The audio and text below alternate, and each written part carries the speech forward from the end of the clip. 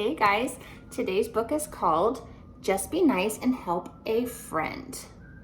And the author is not on here. Maybe it's here. Oh yes, the author is Anne Braybrooks.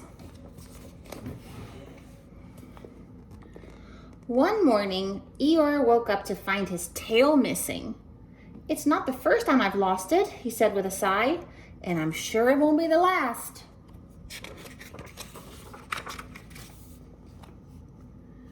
Eeyore searched for his tail in his favorite thistle patch.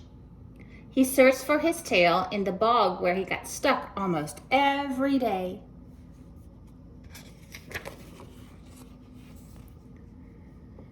And he searched for his tail in the cave where he often hid from donkey flies, who never had trouble finding him anyway. Oh well, moaned the gray donkey, maybe my friends can help me find my tail. If they're not too busy to bother, that is. So, Eeyore trudged over to Pooh's house. Will you help me find my tail? Asked Eeyore.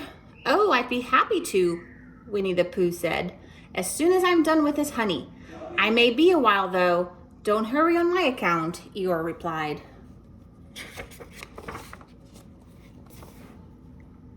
Then, Eeyore trudged over to Rabbit's house.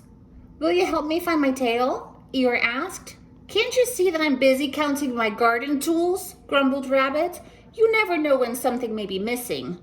Oh, but I do, Eeyore said sadly. Next, Eeyore trudged over to Piglet's house. I don't suppose you would help me find my tail? Eeyore asked. Oh dear, said Piglet. Do you really need my help now? I promised myself that I would rearrange all my furniture today. I see, said Eeyore, frowning. I wouldn't want you to break a promise. Of course, Owl was very busy too. I really would help, said Owl, if I didn't have to dust my family portraits. Good luck to you, though. Happy trails, Eeyore. Eeyore was not surprised to find that Kanga couldn't help either.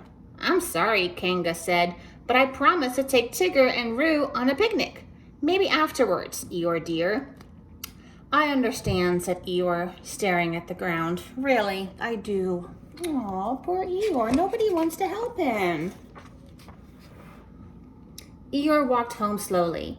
He had never felt so gloomy. It was worse than the time everyone had forgotten his birthday. Even then, they remembered in the end, Eeyore mumbled. This time, no one cares. Back home, Eeyore was so upset that he decided to paint his house gray. When I'm done, Eeyore said to himself, I'll stand in front of my house and nobody will see me. I won't bother anyone, and no one will have to bother with me. Soon, Eeyore's little house was completely gray. Eeyore stood beside it, still as a statue.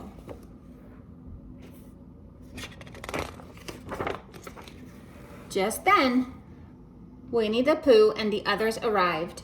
They had finished all their chores and had decided to form a search party for Eeyore's missing tail.